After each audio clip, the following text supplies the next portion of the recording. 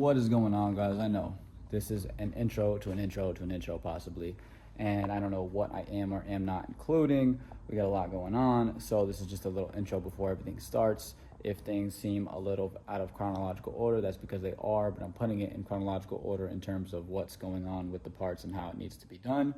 So just bear with me. Let's get into this. As you can hear, it is now raining. We now have the pad, rotor, and caliper on. This is just a mock-up. This is not actually putting them on yet, and I'll explain in a second because I want to explain all the clearance stuff and the bolts and all this other stuff. There's a couple nuances to it, and I'm going to explain it all right now. I will try to reiterate everything at the end of the video so that you guys can know exactly what you need if you're doing this. Again, do it at your own risk. This is just me doing it. This is not advice, but check it out. Oh, obviously it bolts up, looks good.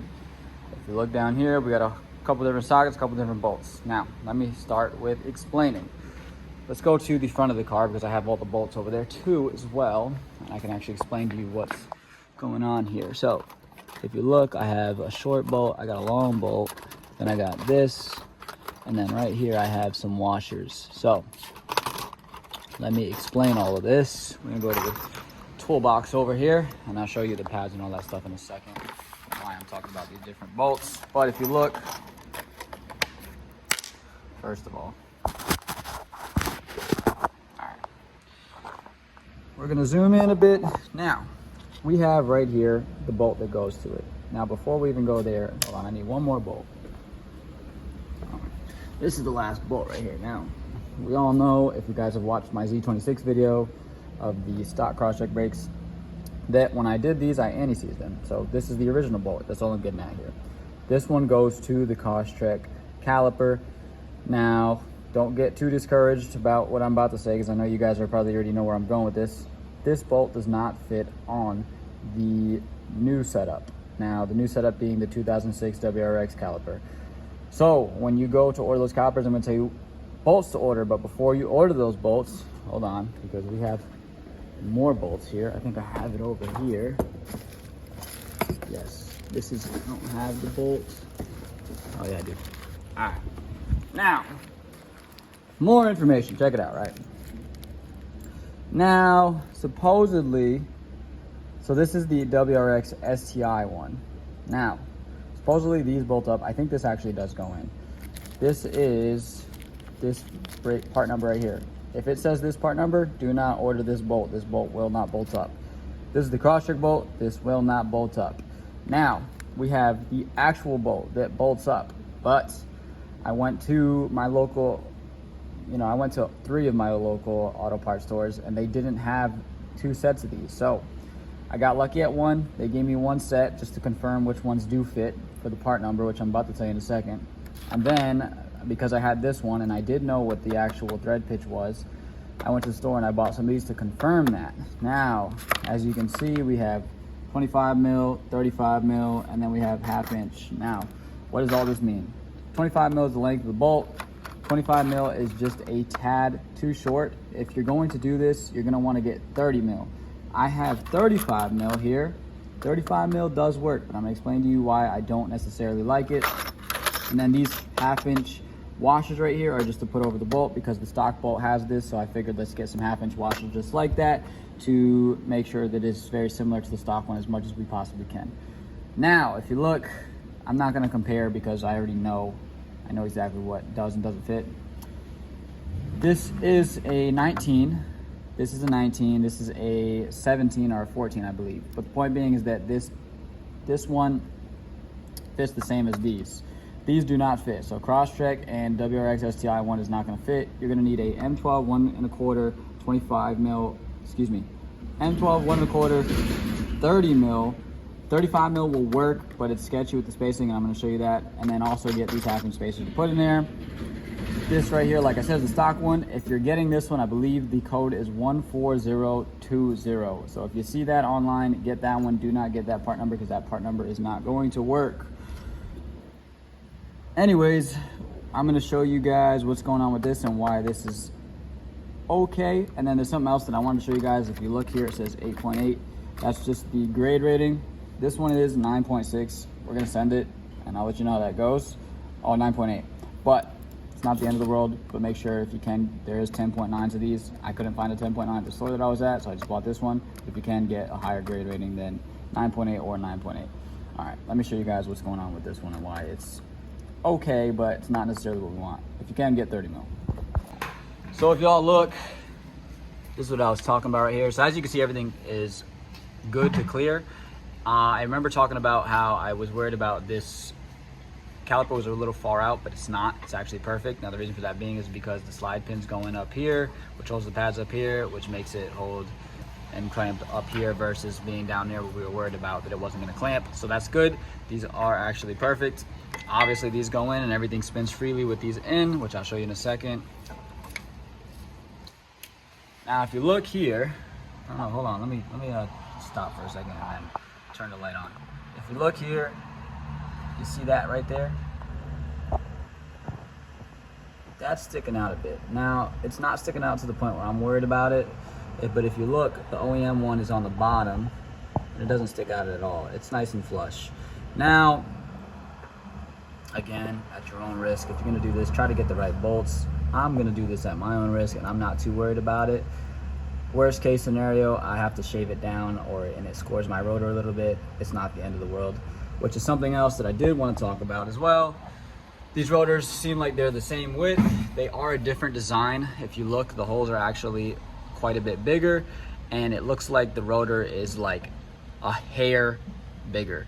And I literally mean like a hair bigger, like you can barely tell. I put them next to each other and you can feel it when you put your fingers across it, but you can't tell if they're next to each other. They look exactly like the same rotor other than the holes. So these are bigger slightly, which will hopefully dissipate more heat. Also with the holes, it should dissipate more heat. The catch is they do feel a bit lighter. Now that's just me and my Dan scale. That's not an actual weight scale, but I also thought that maybe they are a little bit thinner. I can't really tell. I don't think they are. Supposedly they aren't based on the numbers that they gave me. And then because the holes are there, technically it would make it lighter because they're bigger. But we're gonna continue to do this and I'll let you know if I have any clearance issues and then we'll go from there. All right, so check it out. Everything is on. The brake is now in. It needs to be bled, but I see something else I forgot to mention. Again, I'll mention all this all together at the end. Bleeder screw from the original caliper does bolt in. So that goes in. You don't have an issue with the line. The line reaches in all of that. It doesn't have a spot like to hold the line in place. These ones do, but just angle it up and make sure that you got your travel left to right. These went in just fine. As you can see, everything is set in here. The only thing I didn't like was, I was gonna put this on. It's not necessarily necessary. You do what you want. But this one right here, it doesn't stay in place, so you can put it in, right? But it's supposed to hook down here and then it'll hold in place. But as you can see, it doesn't hook and hold. So this isn't going in. It's not the end of the world. Everything else is good. Obviously, we still have some play because we haven't bled the brakes yet, so the calipers have to actually go out, and then from there we'll put it in drive and I'll check that other wheel bearing in the back, and then we'll see if this touches on those bolts, and I'll let you know if 35 mil works, if that is the worst case scenario for you. But if not, make sure you get those bolts. They're Dorman, that's where you can get them from. I'm gonna see if I have the box in here still. Let's see here. Hold on. I don't know what to do with the box.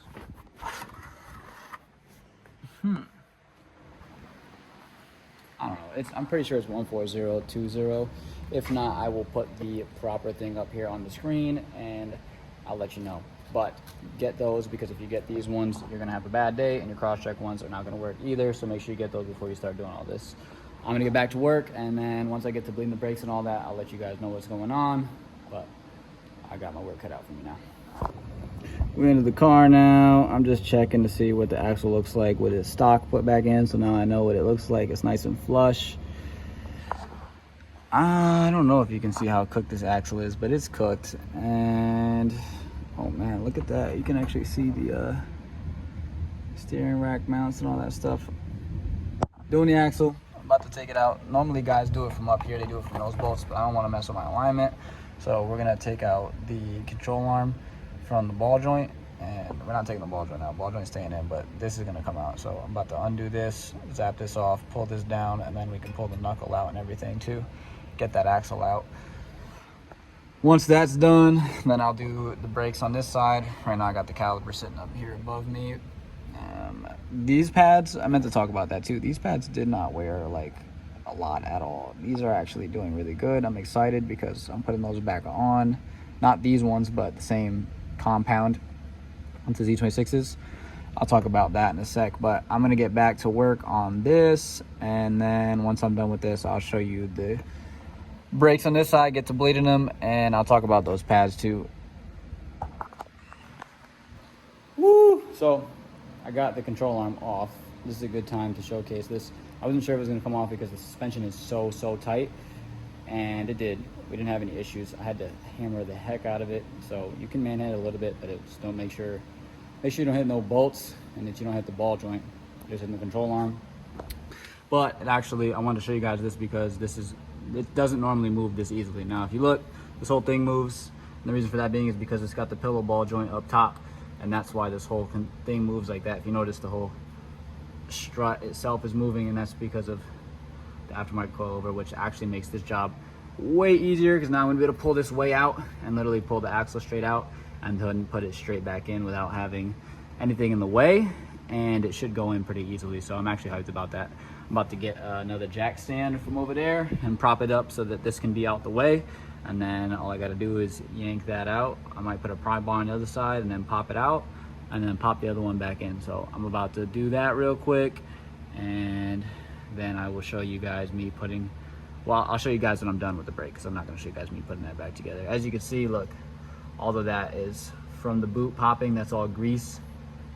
And yeah, this thing is cooked now. You can hear it when it was in the car. I should have taken a video of it, but it is what it is. But I'm gonna get back to work. All right, so we now have car on the ground.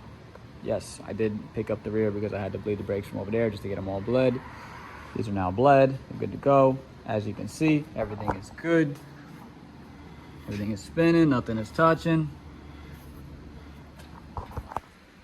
They look good. It don't look much different as far as like the size of the rotor. It's the same thing, but obviously the caliper does. It's got the little extra 2 pots on the outside, so that's pretty sick. And yeah, we're gonna go bed these brakes, do the break-in procedure. I know I told you guys last time, I didn't tell you guys in this video, but for those of y'all who don't know and are doing this, screenshot it, read it, do what you gotta do, and make sure you bed your brakes. Basically, it just makes it so that those pads seat to that rotor and you don't have any issues or noise or anything extra. And yeah, I'm gonna get to it. As you can see, beard's in order, so we back to normal. I did some more testing, no more warping. I'm talking about hard, fast stops, no warping. Way better, way more confident. I will say that I noticed this with the Lexus 2 for the 4 pots. When you upgrade to the 4 pots, it seems that the brake booster pulls more vacuum, which makes your motor kind of run funny when it's idling. I'm not having an issue right now. It's only when I am idling and I'm on the brakes. So like if I'm at a light, at a red light on the brakes, it seems to make the car want to idle a little bit different, but it feels good. I don't have any issues with it. And yeah, the brakes feel way better. Like I said, I do want to do the rears eventually. I don't need them anymore, but it'll make the car feel more balanced, and then it'll also keep the heat out of the front rotors so that I can abuse them more, so to speak. Yeah, like I said, I would recommend them for sure. They're definitely an upgrade from even the Z26 regular Crosstrek setup. I would take the regular ones of these probably. I don't have the regular ones. I have Z26 set up on here, but I'm just saying I think that I would take regular 4-pot OEM pads and rotors over the Z26 Crosstrek setup. Okay, I know this video is a bit all over the place, but now I have 500 miles on the brakes, and now I can talk about them and tell you a little bit about them and tell you how I feel about them. I did briefly talk about them, and I probably am going to at the end, but this is the actual verdict. They're amazing. Way better. I am having an issue. I don't know if it has to do with the brakes or not. And I might have talked about this too. I'm hearing like, it sounds like the clicking of the axles, but I don't think it's that, because it's only when I'm braking. And then if I drive again, it resets. And then when I brake again, it'll do it. But if I brake, go, and brake again, I'm fine. But I gotta kind of like stop. I don't know how to explain it, but I'm gonna check that now. Although I haven't had an issue with the bolts that are on there. We're about to check them now and see if there's any movement. I'm thinking maybe it's the washer. They seem fine. I like touched them by hand, but obviously I can't actually get to them without taking the wheel off and everything. Other than that, they've been driving amazing. No warping. They stop crazy fast. I did get pulled over because I was driving like an idiot, and the cop was very nice. So we're not going to say what I was doing, but I will say that I outbroke the cop by like 6 or 7 cars. So these brakes are absolutely amazing. I wasn't intentionally trying to outbrake the cop. I was just trying to pull over, but when I pulled over, the brakes are so good that the cop was like 6 or 7 cars ahead of me and then had to pull back to me. So yeah, just for reference, these brakes are really, really, really, really, really good. And this is on the stock rear. I do still want to go get the conversion eventually. At the moment, I mean, this is plenty. I really don't have any issues or complaints. This thing stops fast. I did notice, and this has always been like this, even with the stock setup, it wants to bias on this front left one right here. Now, the way that I'm finding that out is when I'm braking really hard and ABS kicking on, it wants to pull to this side grips up. Makes sense because it's the closest wheel to the master, so obviously it's going to get the most bias, it's going to get the most power to it. Although I do wish that the ABS was a little better in that manner. Although I never drive this car with track off, and the ABS is actually exceptional other than that. And that's like, you know, dead stop, like halting screech, like, you know, you shouldn't be doing that anyways. You should be braking sooner. That's like emergency braking. And yeah, I mean, the ABS is great. Haven't had any issues with that. The car drives great. Like, I think I did mention this also, is that there's a little bit of extra vacuum because there's more fluid now, and you do feel the idle a bit different. I don't have an issue because my idle was already rough and it actually made it better. I am getting like, it almost sounds like a truck idle now. It doesn't idle weird when you're not on the brake, but if you're holding the brake, you know, you're at a stop, you're holding the brake, this is automatic, so it wants to keep going, so it'll have a weird idle on that. For you manual guys, you probably won't have any issues with that other than just the vacuum pulling a little extra, which I'm jealous. I wish this was a manual, and who knows, maybe I swap it eventually or I buy another one, but that's just me on a tangent. Yeah, so they're exceptional. We're about to check out and see how those bolts are doing. I did tell you guys about those bolts and what I did and what worked, but we're gonna double check everything and make sure everything's good. And I actually, if I feel like anything is loosey-goosey, I might thread lock it and then put it back on, or swap over to the other ones and then try to get another set ASAP that are OEM. The rear we're gonna check. So basically I'm just doing a nut and bolt check now. And again, I do these every once in a while, and I tell you guys, do the same thing. Do your nut and bolt checks, especially if you have aftermarket stuff. It's just, you know, we set it and forget it, and that's really not what you're supposed to do. Check it every once in a while. So we're going to check out that rear camber setup, the control arms, and we're also going to check these front brakes and see what's going on with them, see if they're making if that's what's making the noise, and if not, keep chasing the noise and see what's going on with it. Let me take these off and let you guys know what's going on. Okay, so I do think there's the part of it is there is probably more play than I would like in the axle, and I'm talking about the new axle that I got, as well as, and this is the silly part, is we know what this is, and we spoke about this, and I'm pretty sure this is the noise.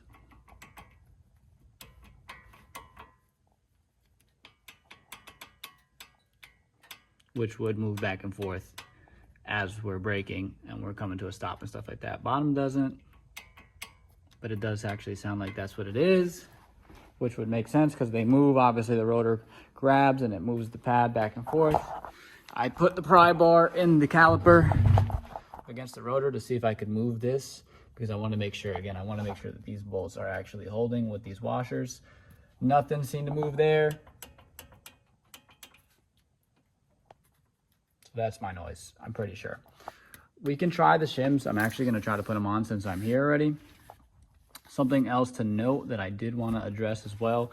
I don't know if I spoke about this at all, but I might have a little bit. I want to air these down some more. I did air them down. I think I'm running something like, I mean, it looks like we're getting rollover here, but I still feel like I can get a little more PSI out of them. I can air them down a lot. I just don't want to air them down too much because I want gas mileage still. But I think they're at like 31 right now, and those are probably at like 30, maybe 29.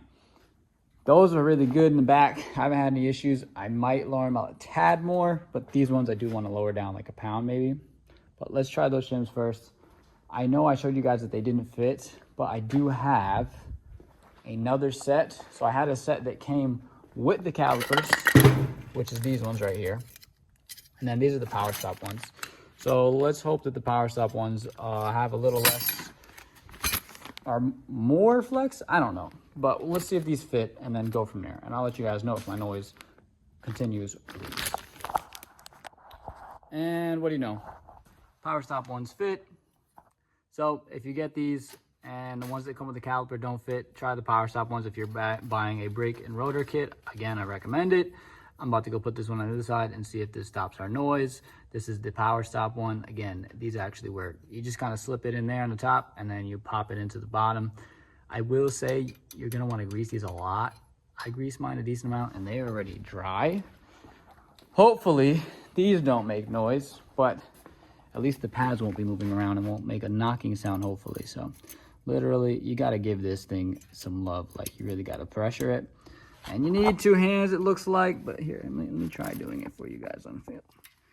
This is my weak hand too. Oh, you know what? This is what you could do. Take your pry bar, right? I need 2 hands for this one. Let's see. Take your pry bar and push. And I don't know if you guys can see now. Hold up, let me put the light on. Now you guys can see what I'm doing. So now, pry bottom, and it should pop.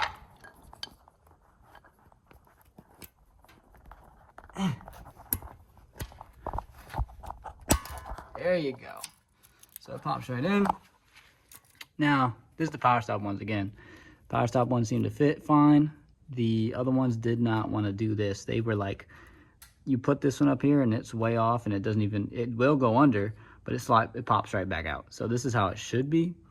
And hopefully we don't have any more noise, but wish me luck. I know there's a lot going on today in this video. Now, I'm going to go over what you need for the setup, and I'm also going to go over the original stock setup and how I felt about it. And we're gonna start with the stock setup. So I'm talking about stock rotor, stock pads, stock caliper. Now, when I had that set up, it was also not the greatest pads in the rear, but I would always hit ABS, I'd always get brake fade, and I was also getting warping in the rotors. Now, these cars are notorious for this. People even use these Crosstrek rotors on the Imprezas because these have bigger rotors than the Imprezas, and still you get warpage on the Crosstreks versus the Imprezas, even though the Impreza is even worse than this. So, I don't know about this for the Impreza guys, but theoretically, because this does bolt up to the Crosstrek, it should bolt up to your Impreza too. So don't hold me to that, but I believe it would. And again, this is not advice, this is just documentation. You do what you want, this is just what I did. Now, with that being said, I needed an upgrade. So the next step that I went to was to drilled and slotted and also upgraded pads and rotors, or drilled and slotted rotors and upgraded pads. The pads are carbon ceramic, I believe. They are Z26 power stops. Now you can watch my old video, or you may already have watched it because that's why you're here, and or whatever. But I talk about them a little bit there, and now this is more of the detailed in-depth review. Now we go up to those. I got rid of the brake fade completely. I had no issues with the brake fade, and honestly, I liked the setup. It broke great, had a good bite, but the issue was I was still getting the warpage. Now it wasn't as often, but if I was to be doing like on the track, you know, in Mexico, etc., like 110 to 70, I would get warpage. Now, I mean, no duh. But again, I wanted more out of these brakes. This is why I upgraded them. I didn't mind the cost and trying and figuring out to see if I didn't have to go up to the next setup, but I tried it, didn't work. Brake fade, gone. Didn't have any issues with that. So if you like the brakes how they are and you want to go up to a little bit better bite and you want no brake fade, yes, C26 would work for you on the stock setup. Now, if you're getting the same issue as me and you're still getting warpage, or you're getting warpage and you don't even want to deal with the warpage and go to the upgrade, which I honestly, for the amount of money you're going to spend, I recommend you just go up to the WRX setup. But it's up to you. Again, this is not advice, it's just documentation. You do what you want with this information. So I went to that setup, still getting warpage. Now, my theory is, and I'm going to show you right now what I think it is. Again, I'm not an engineer, I don't know, but this is just my theory. You got pistons on one side, you don't got pistons on the outside. You only have pistons on the inside of the caliper setup on the stock setup. Now, on this setup, obviously, it has pistons on both sides, and I'll get to that after. But with that being said, that means that the calipers are only pressing on one side of the rotor. So when you do aggressive braking, obviously, if it's only on one side of the rotor, it's going to want to press the rotor this way, which would obviously cause warpage this way. And then on the opposite side, the pistons are in the opposite direction, so it would go that way, which would cause your steering wheel to shake. That's why we don't want warpage, and that's why we are where we are now. So I wanted to get rid of that. The brake fade wasn't too terrible. I wasn't getting any brake fade, but I was worried that I could get brake fade if I kept driving them the way that I drove them, but I never got any brake fade. So you can dial in the stock ones, but you're still going to get warpage if you're really driving aggressive enough. Mind you, I did go to an upgraded tire. I did try them on the stock, and I did still get warpage on the upgraded tire and the stock setup, but on the stock setup, I did get less warpage, and I think you can get away with it on the stock setup. Now, if you're going up to upgraded wheels and tires, then you're definitely going to want to go up to this brake setup. That's just my opinion. If you're staying on the stock rims and tires, or you're staying on the stock style tire, like it's going to be the same fitment style, then you can probably get away with the stock caliper. Personally, I recommend doing this, and the reason for that being is because this costs about the same amount. It might even cost less, to be honest with you, other than the cost of the caliper itself. So now that we have all that information, let's move on to this caliper setup. Now, this caliper setup is a floating one versus the other one is a two-piece where it has a caliper bracket and then it has the actual caliper separate and slide pins. This one does have slide pins, but it's not the same style slide pins where they go in and out. They just go in here. Now, if you're upgrading to this, you're gonna need pads. You don't need rotors. I believe, now, don't quote me on this, you could do your due diligence. I didn't test fit it. I did test fit it, but I don't know if I have a video showing it. I didn't put the pads in though. Anyways, point being is that these, I did speak about it earlier, these rotors are like a hair bigger. Now online, you can look on Rock Auto, it'll tell you the size. These are 11.57 versus the stock ones are 11.5 inches. And yes, so it's a hair bigger. You can barely tell if you put them next to each other, you can feel it, but you really can't see it. Supposedly they're the same thickness. And then if you look here, these holes are bigger than the stock drilled and slotted ones.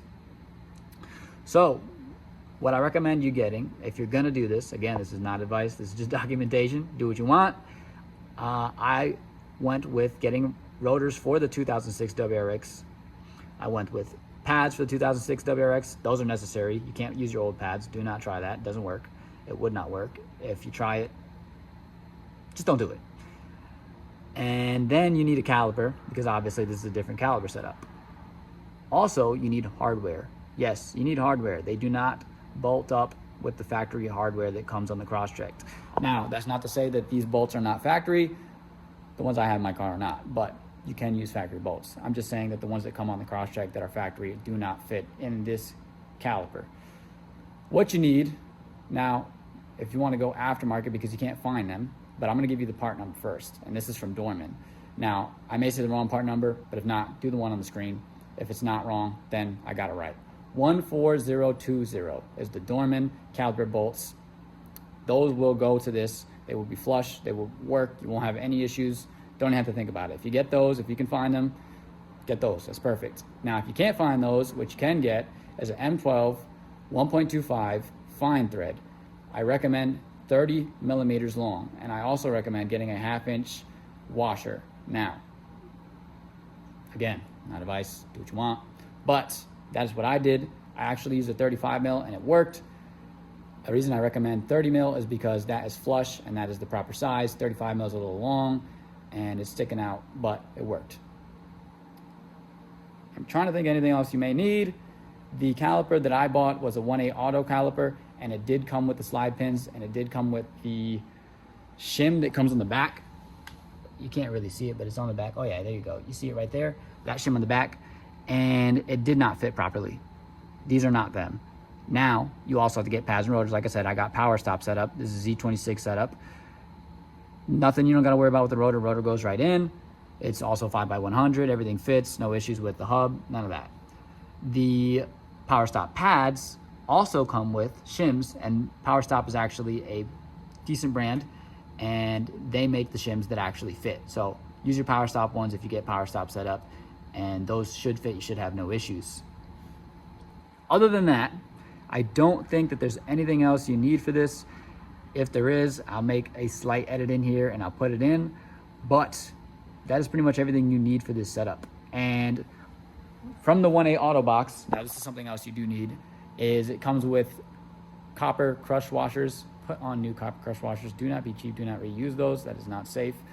Again, this is just documentation, it's not advice, but you do what you want, but don't do that.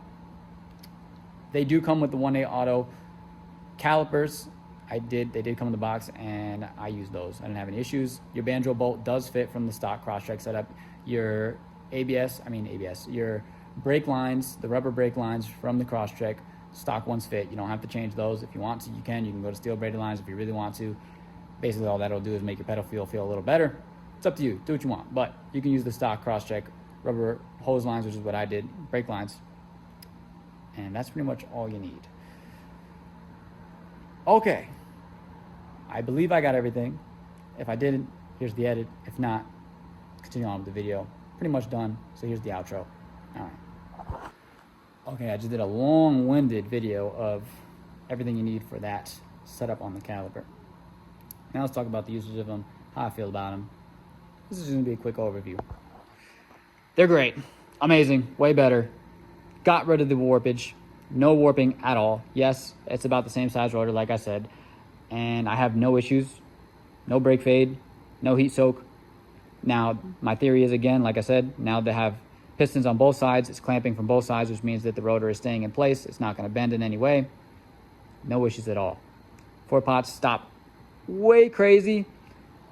I was being stupid and went by a cop doing something I wasn't supposed to be doing, and they pulled me over. I outbroke the cop. It's a stock car. It was a Durango, but I outbroke the cop car. He had to go back about 6 to 8 cars. So to put you in perspective, this is about a 3,300 pound car.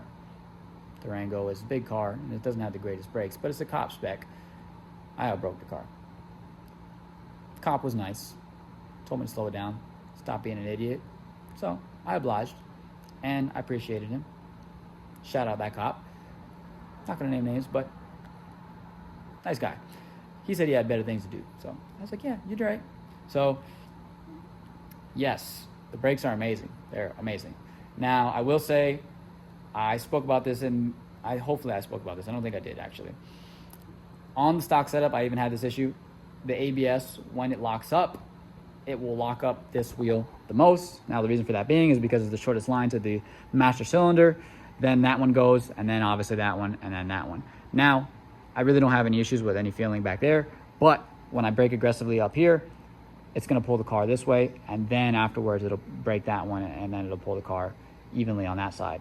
Now, I did get this same issue with the stock caliper setup.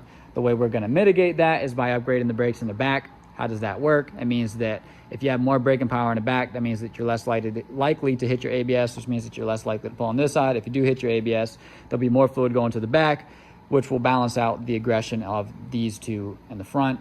Granted, this one's still gonna be the first one to go because of the shortest line, and then that one, and then that one, and then that one. So that's my only complaint, but that has nothing to do with the calipers. That has to do with the ABS in the Subaru, although I will say this ABS is actually amazing.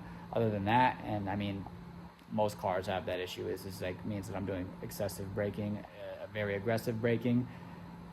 I do want to upgrade the rears, however, and I'm hoping that that'll improve it. We won't know until I do it.